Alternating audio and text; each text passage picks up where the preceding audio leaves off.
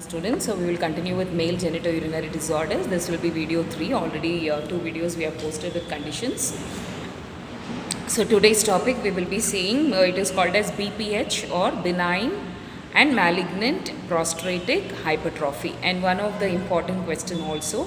So when we say definition, it is a prostate growth sufficient to obstruct the urethral outlet, resulting in both some lower urinary tract symptoms, urinary tract infection, hematuria, or compromised upper airway tract infection. So what happens here, we see that the prostate, so hypertrophy, enlargement of the prostate happens, which can be benign or it can be because of malignant reasons. Okay, so this hypertrophy or abnormal enlargement actually obstructs the urethral outlet.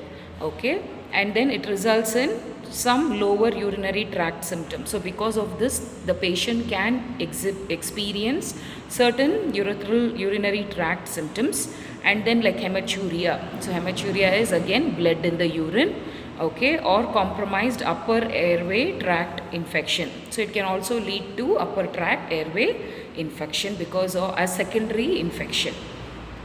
Then BPH is an enlargement of the prostate gland resulting from an increase in the number of epithelial cells and stomach tissue. Okay, so usually it is the multiplication of the epithelial cell that leads to the enlargement of the prostate gland.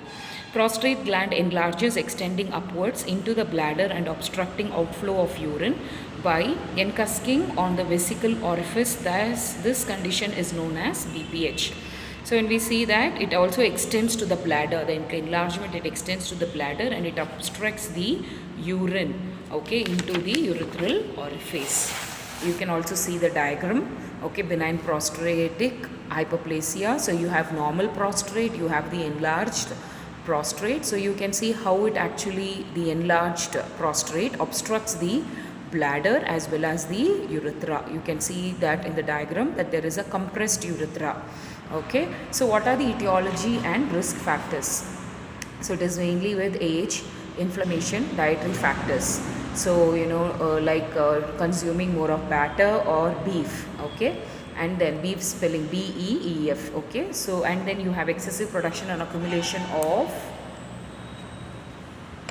dehydrate testosterone, estrogen, growth hormone. So when there is excessive growth hormones, like that you have excessive growth hormone, estrogen and testosterone, okay.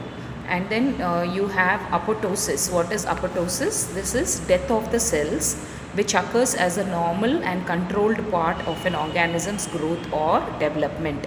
So usually apoptosis is nothing but death of the cells. Why it occurs? It can be a normal or controlled organism's growth or development. Okay, so these are the various etiology and risk factors. Next we will see pathophysiology, so which is not required for you as such. I'll just go through it so it will be useful.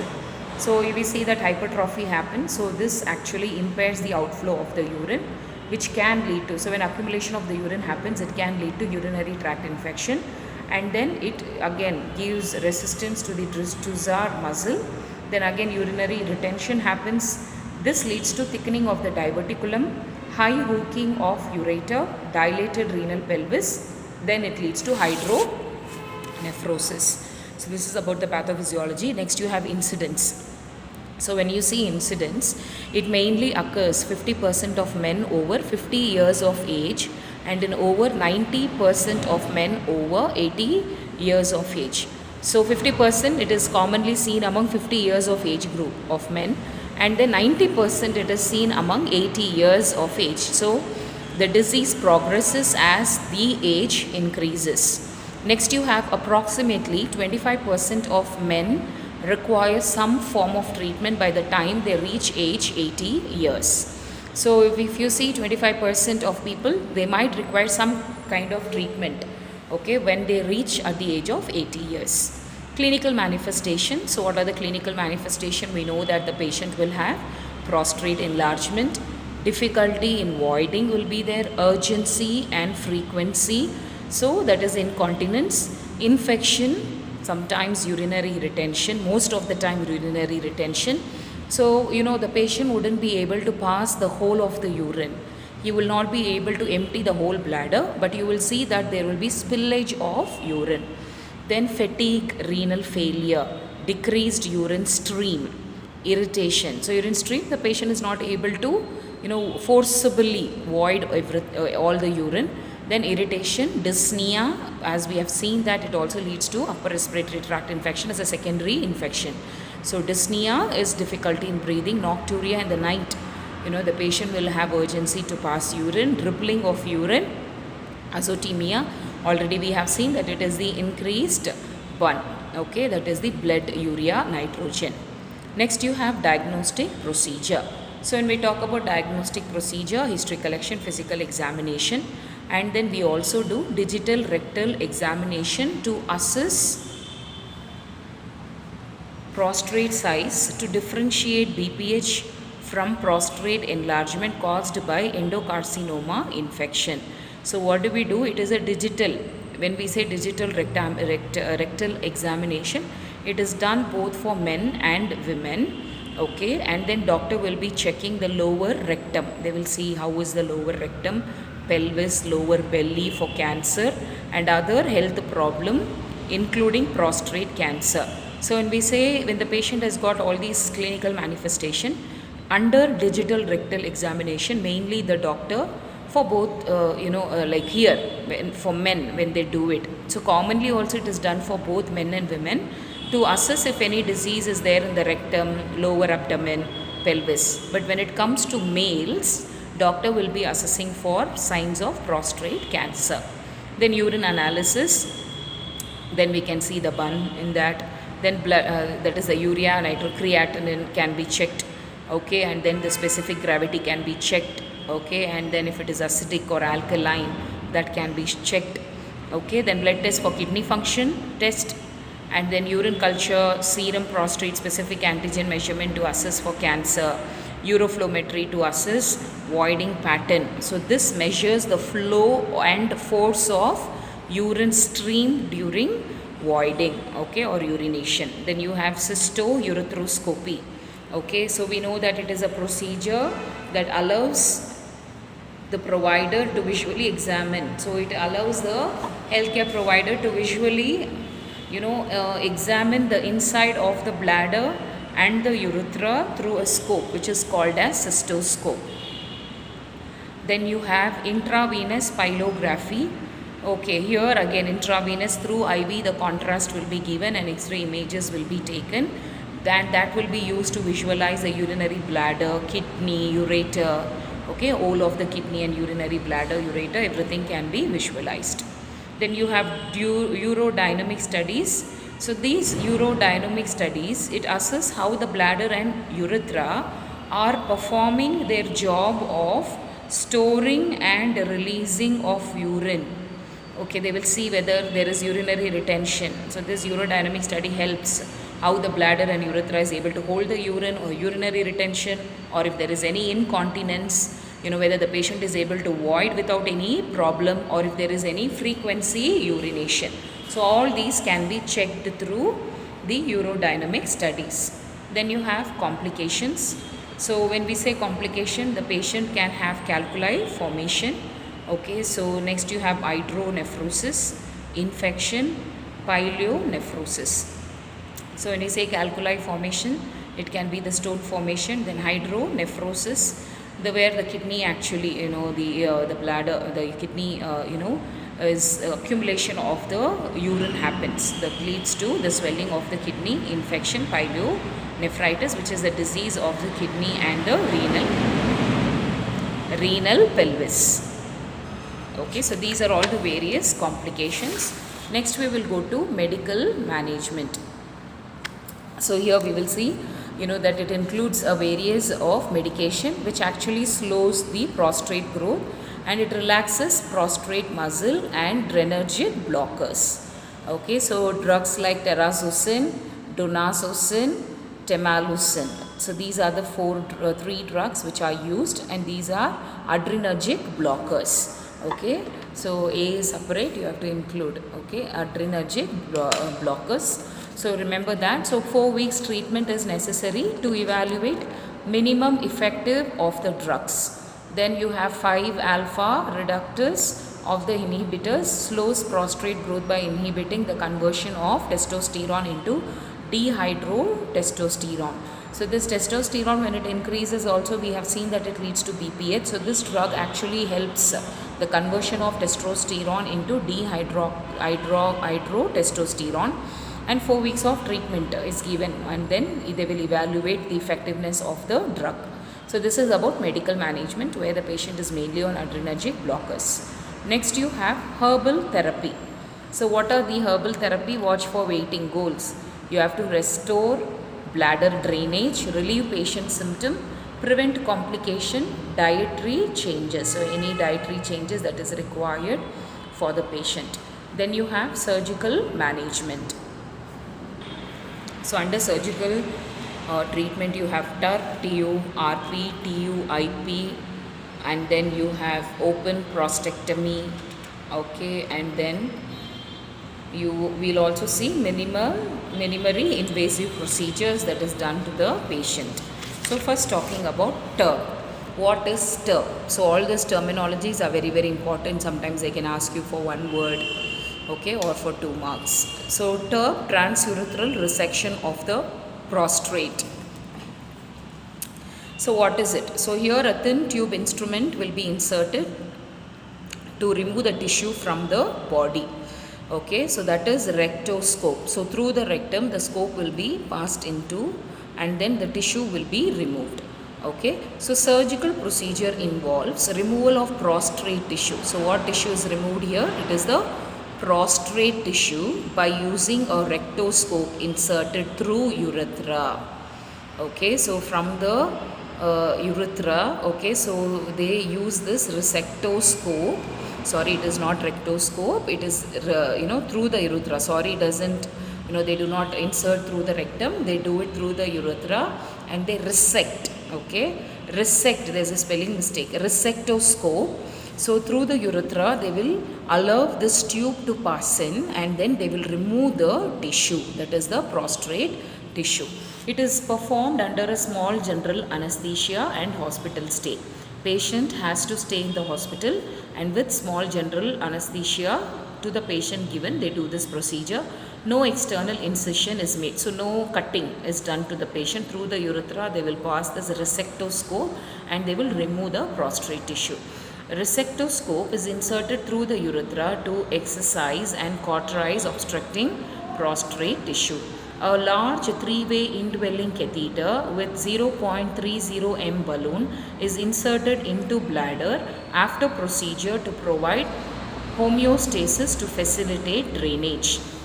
So a 3-way indwelling catheter with 0.30 m balloon is inserted into bladder after procedure to provide homeostasis to facilitate drainage. Okay, so this hemostasis is nothing but balance. Then outcome for 80 to 90% is exerted. So we see that here mainly TURP is nothing but transurethral, through the urethra resection, that is the cutting of the prostate tissue is done. Okay, and that is the procedure TURP. This is not an external procedure where incision is done. They use the resectoscope which will enter into the urethra, into the prostate. They will try to remove the prostate tissue. Advantages: best long-term relief of obstructive prostate. So what happens? Because of the enlargement, it is obstructing the urethra as well as the urinary bladder. So they are removing it. So it gives a long-term relief. Erectile dysfunction unlikely. Okay, so the patient will not have, most commonly he will not have erectile dysfunction. Okay, disadvantages: bleeding will be there, retrograde ejaculation. Okay, so when he ejaculates, okay, it can enter backwards. So that is the disadvantage of the procedure. And then we'll go to second procedure, that is TUIP. So this is transurethral incision of prostate. So this involves making transurethral incision into prostatic tissue to relieve obstruction, effective for men with relatively little prostate enlargement. Okay, so we see that it involves making transurethral incision into. So they make the incision here in the urethra, okay, and then it enters into the prostrate tissue to relieve obstruction, effective for men with relatively. So in TURP, they do not do incision, but in TUIP, it is incision of prostrate. Okay, so through the urethra, they do the incision and then they remove the enlarged prostrate.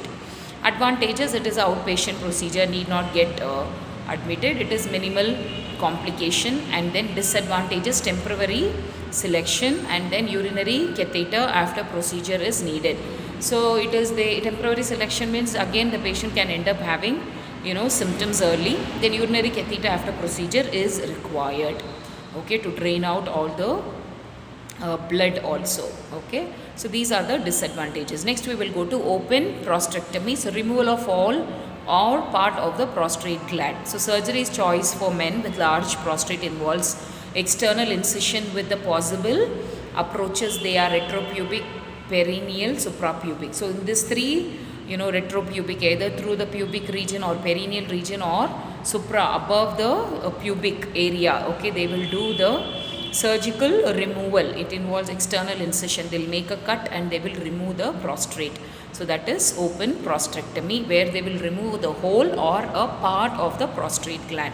So advantages, when you say complete visualization of prostrate and surrounding tissue, usually only indicated if prostrate gland is very large.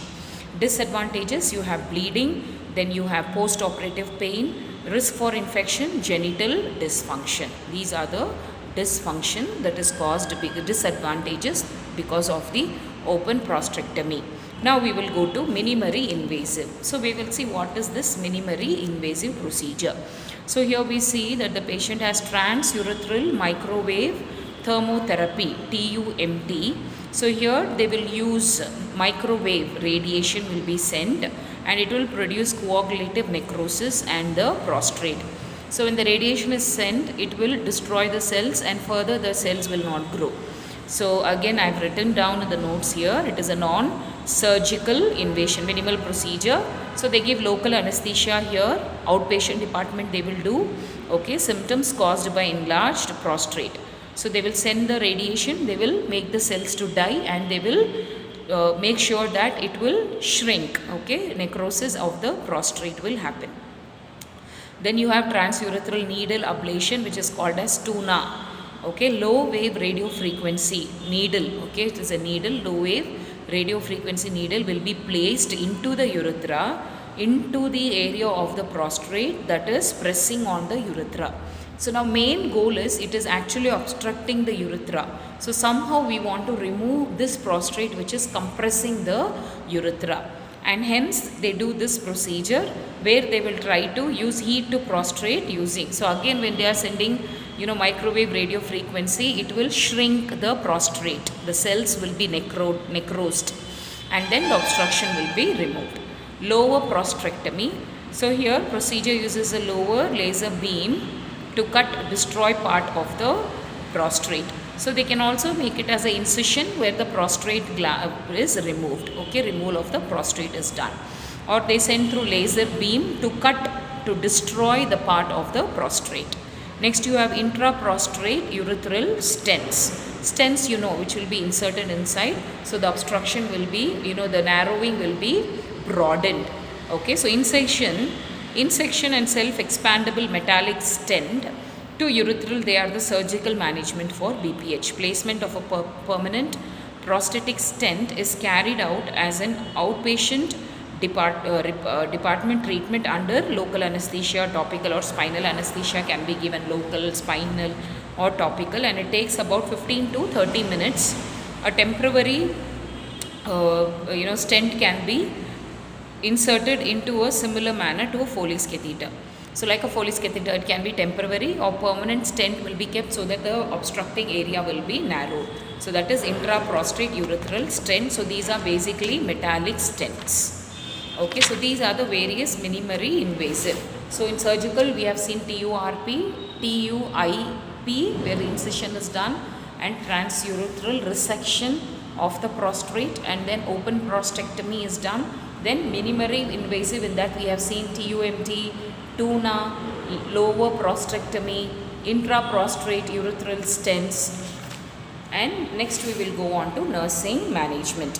So when we talk about nursing management, we have to provide teaching about BPH, encourage fluid intake, discourage. Clients should not take over-the-counter medication. What is over-the-counter? Self-medication.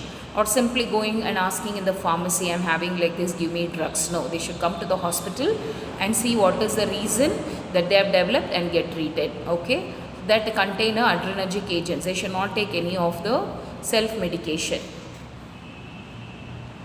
Encourage, okay, discharge client taking self-medication that contain. Okay, so when the patient is going from the hospital, he can, get the medications after his discharge. Catheterize patient with urine difficulty, never force if it can not insert, notify urologist. So if we are not able to catheterize the patient, okay, it can be because of the obstruction. So we have to notify to the urologist immediately. We have to avoid complication. Indwelling catheter is placed for acute retention. Then provide psychological support to the patient. Give health education on modifiable factors like diet, as we have seen consuming of more of batter or beef can lead to BPH. Reduce pain, decrease anxiety, maintain balanced nutrition, maintain urinary output. Health education should be given to the patient. So we know that reduce pain, you have to administer analgesic, which is the last part of the nursing. Assess the pain, level of pain. You can use pain scale. Then you have to provide comfortable position, decrease physical ability level. Don't give activity to the patient. Provide non-pharmacological therapy like massage, diversional therapy, and then give the medication.